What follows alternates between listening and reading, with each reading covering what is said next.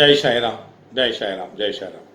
உலகெங்கிலும் இருக்கிற என்னுடைய சாய் சொந்தங்களுக்கு இவ்விதமான கூட்டு பிரார்த்தனைகளை வெற்றிகரமாக நிகழ்த்துவதற்கு என்னை பெற்ற பெற்றோர்களுடைய வாழ்த்துக்களாலும் நான் வணங்குகின்ற எல்லா தெய்வங்களுடைய பிரதிநிதியாக இருக்கிற நம்முடைய சாயிநாதனுடைய பேரருளினாலும் உங்களுடைய பேராதரவினாலும் இத்தகைய பிரார்த்தனைகளை வெற்றிகரமாக நிகழ்த்துவதற்கு முயற்சி செய்து கொண்டிருக்கிறேன். இப்போ இந்த பிரார்த்தனையில் முக்கியமாக நம்ம ஒரு விஷயத்தை நம்ம ஷேர் பண்ணிக்கணும். என்னெல்லாம் இருந்தால் நம்ம சாயப்பாவுக்கு பிடிக்கும், எப்படி நம்ம சாயப்பாவை அணுகலாம், எப்படி அவர் கூட நெருக்கமாக ஆக முடியும் அப்படின்னு நம்ம பார்த்தோம்னா, முதல்ல பக்திக்கு என்ன, அந்த பக்தியை எப்படி வைராகியத்தோடு பண்ணுறது, அந்த வைராகியத்தில் மன உறுதியை நம்ம எப்படி நிலைப்பாடு பண்ணிக்கிறது, நிலைக்க வைக்கிறது, அப்புறம் அதில் ஆன்மீகம் இதெல்லாம் கலந்தது தான் ஆன்மீகம் அப்படிங்கிற ஒரு கலவை. இது மிகப்பெரிய கடல் இந்த ஆன்மீகம். அப்புறம் இந்த ஆன்மீகத்தில் போய் பயிற்சியை நம்ம எப்படி எடுத்துக்கிறது, இந்த பயிற்சியை எடுத்துக்கிட்டு இந்த பக்தி வைராக்கியம் மன உறுதி ஆன்மீகத்தில் திளைத்து இந்த ஆன்மீக பயிற்சியை எடுத்துக்கிட்டு வழிபாடு இந்த மாதிரி முறையில் வழிபாடுகளை பண்ணிவிட்டு கடவுளை நம்ம காண்பது எப்படி, கடவுளுக்கு எப்படி காணிக்கையை கொடுக்கறது எப்படி, இதெல்லாம் நம்ம பார்த்தோம்னா சாயப்பா நம்ம கூட எப்போ இருப்பார், சாயப்பா நம்மளோட இருப்பார். இப்போ முதல்ல பக்தி அப்படின்னா என்ன அப்படின்னு பார்ப்போம். பக்தினா என்ன, நிறைய கோயிலுக்கு போகிறது இந்த மாதிரி இது மட்டும் இல்லை. பக்தினா என்னன்னு தெரிஞ்சுக்கணும். முதல்ல நம்ம பக்தி என்பது கடவுளிடத்தில் நாம் கொள்ளுகின்ற அசைக்க முடியாத நம்பிக்கை. அதுதான் பக்தியினுடைய முதல் படி. என்ன ஏது இந்த இதெல்லாம் கேட்குறோம் இல்லையா, கொஸ்டின்லாம் பண்ணிக்கிடாம நம்ம முதல்ல பக்தி அப்படின்னா கடவுளிடத்திலே நாம் கொள்ளுகின்ற அசைக்க முடியாத நம்பிக்கை. முதல்ல நாம் சிந்திக்காவிட்டாலும் கூட கடவுள் எப்பொழுதும் நம்மீது கருணையை பொழிந்து கொண்டே இருக்கிறார். எனக்கு என்ன மனக்கவலை, அவர் இருக்கின்ற பொழுது எனக்கு எந்த கவலையும் இல்லை. ஒரு தாயை நம்பி ஒரு கை குழந்தை எப்படி இருக்குமோ எல்லாத்தையும் அவள் பார்த்துப்பா அப்படின்னு சொல்லியிருக்கிறாள்ல. அந்த கை குழந்தைக்கு என்ன கவலை இருக்குது, ஒரு கவலையும் இல்லை. அந்த மாதிரி அந்த கை குழந்தைய மாதிரி தாயை நம்பி இருக்கிற மாதிரி நாமளும் கடவுள் மேலே நம்பிக்கையோடு இருந்தோம்னா கண்டிப்பாக அந்த தெளிவு, அந்த மாதிரி ஒரு தெளிவான ஒரு நம்பிக்கை, அந்த முடிவுக்கு நம்ம வந்துட்டோம்னா அச்சமே இல்லாமல் இருக்கணும். நமக்கு எந்த கவலையும் இல்லை, எந்த அச்சமும் இல்லை அப்படிங்கிற ஒரு நம்பிக்கைக்கு நம்ம வந்துட்டோம்னா அது ரொம்ப முக்கியமான விஷயம். அடுத்த வைராக்கியம்.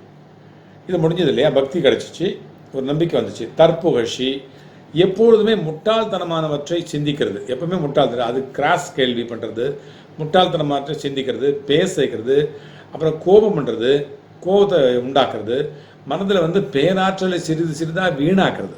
நம்முடைய ஆற்றலை கொஞ்சம் கொஞ்சமாக செலவு பண்ணுறல. 100 ரூபா வச்சுருக்கிறோம், 5 ரூபா 10 ரூபா 20 ரூபா அப்படி செலவு பண்ணிவிட்டு அது வேஸ்ட் பண்ணுறது, டைம் வேஸ்ட் பண்ணுறது, எனர்ஜி வேஸ்ட் பண்ணுறது, இதெல்லாம் செய்யாமல் இருக்கிறது வைராக்கியம் அப்படின்றது நம்ம அப்படின்ற ஒரு பகுதியில் வரும். மன உறுதி. அடுத்து மன உறுதினா என்ன, பக்தி கிடச்சி போச்சு, வைராக்கியம் கிடச்சிச்சு, அடுத்து மன உறுதியோடு இருக்கணும் இல்லையா, அதுலேயே நிலைப்பாடாக இருக்கணும் இல்லையா, நிலைத்த ஒரு தன்மையை நம்ம கொண்டு வரணும். எப்போதுமே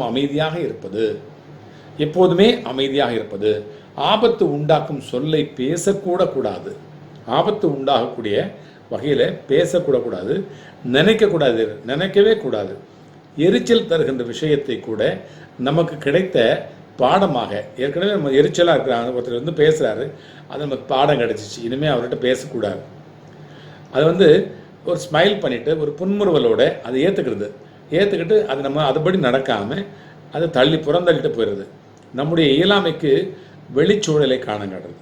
இப்போ நமக்கு ஏதோ ஒரு முடியலை, அதை ஏதோ ஒரு இன்னொருத்தவங்களுக்கு காரணம் காட்டுறது, நம்ம அக்செப்ட் பண்ணிக்கிறதே இல்லை. இப்படி அக்செப்ட் பண்ணிக்கிட்டு இந்த மாதிரி நெகட்டிவான ஒரு சொல்ல பேசாமல் இருந்தாலே அதுதான் மன உறுதி அப்படின்னு நம்ம எடுத்துக்கணும். அப்புறம் ஆன்மீகம் அப்படின்னா என்ன, இதெல்லாம் கையாண்டு இதன் பிறகு நம்ம அப்போ தான் ஆன்மீகத்துக்குள்ளரே நம்ம போகிறோம்.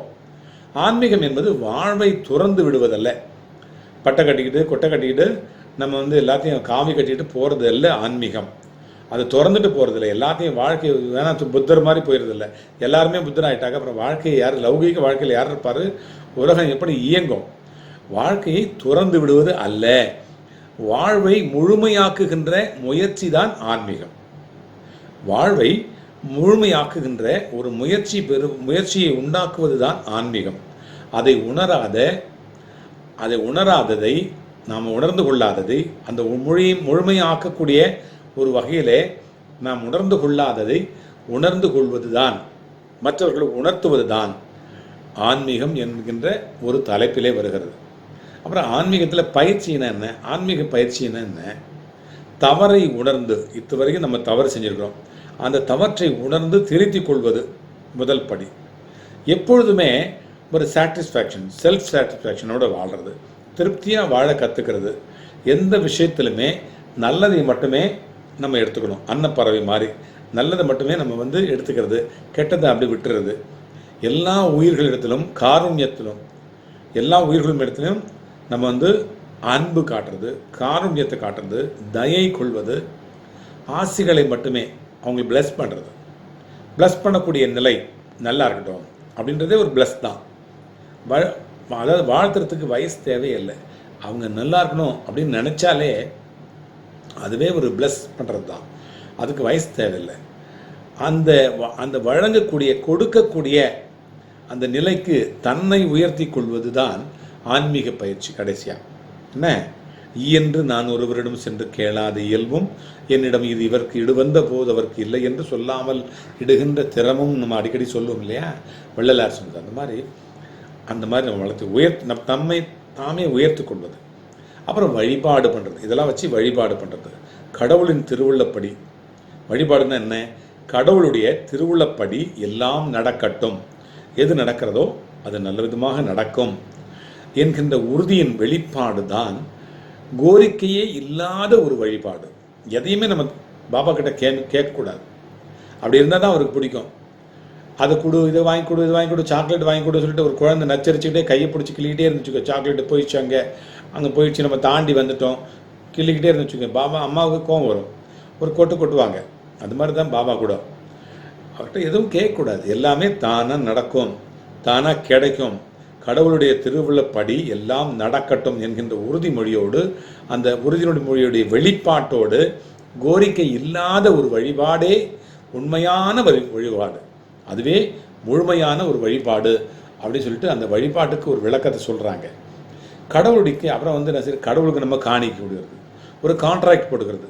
எனக்கு இது நடந்தால் இது இப்படி பண்ணால் நான் அன்னதானம் பண்ணுறேன், எனக்கு குழந்தைக்கு கல்யாணம் ஆச்சுனாக்கா, பொண்ணுக்கு மாப்பிள்ளை கிடச்சிச்சுனாக்கா நான் அன்னதானம் பண்ணுறேன், அவளுக்கு எக்ஸாமினேஷனில் பாஸ் பண்ணால் நான் அன்னதானம் பண்ணுறேன், இப்படியா கான்ட்ராக்ட் போடுகிறது.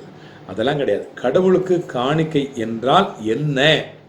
எதிர்பார்ப்பே இல்லாத அன்பு ஒன்றே கடவுள் நம்மிடத்தில் எதிர்பார்த்து கொண்டிருக்கிறார். அன்னதானம் கொடுக்கணும்னு அவர் இன்னும் எதிர்பார்க்கல, அவர் கொடுத்தது தான் நம்ம கொடுக்க முடியும், நம்மக்கிட்ட ஒன்றும் கிடையாது. அவர் என்ன கொடுத்தாரோ அதைத்தான் நாம் திரும்ப தர முடியும். எதிர்பார்ப்பு இல்லாத ஒரு அன்பு ஒன்றே கடவுள் நம்மிடத்தில் எதிர்பார்த்து கொண்டிருக்கிறார். எதையோ தனதாக்கி கொள்வதற்காக, அல்லது எதையோ தனதாக்கி கொள்வதற்காக, அல்லது பெறுவதற்காக, அல்லது பெற்றுவிட்டதற்காக அளிக்கப்படுவது காணிக்கை அல்ல.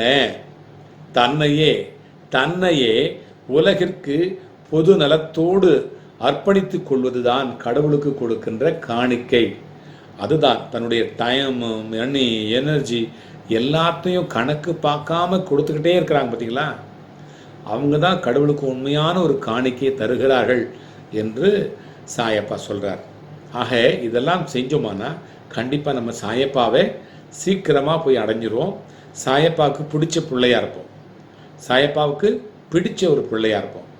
அப்புறம் என்ன, அவர் வேற நம்ம வேற இல்லை, அவர் நம்ம கூடயே வந்துக்கிட்டே இருப்பார், நம்ம அவர் கை பிடிச்சிட்டு போயிட்டே இருக்கலாம். நம்ம பாதுகாப்பான ஒரு பரமசிவன் கழுத்தில் இருந்த பாம்பு மாதிரி நம்ம ஒரு கம்ஃபர்ட் ஜோன் நம்ம வந்துடுவோம். அதுக்கப்புறம் நம்ம சுற்றி இருக்கவங்க எல்லாருமே நம்ம கூட ஒரு கம்ஃபர்ட் ஜோனில் இருப்பாங்க.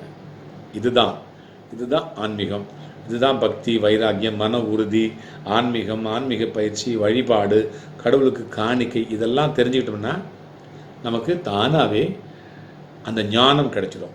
ஞானம் கிடைச்சினா அப்புறம் ஜோதி வழிபாடு தான். அப்புறம் என்ன, சாயப்பா வேற நம்ம வேறையா, எல்லாம் ஒன்று தான். நீங்கள் வேற, நான் வேற, அவர் வேற, கொடுத்தவன், உன்னை பார்த்து கொண்டிருப்பவன் எல்லாமே ஒருவன் தான். உண்கிறவன் எல்லாமே ஒருவன் தான். சரியா? பாபா தரிசனம், பாப விமோசனம், வியாழன் தரிசனம், விடியல் நிதர்சனம். வண்டலூர் வருபவர்கள் வலியெல்லாம் மறப்பார்கள். ஜெய் சாய்ராம்.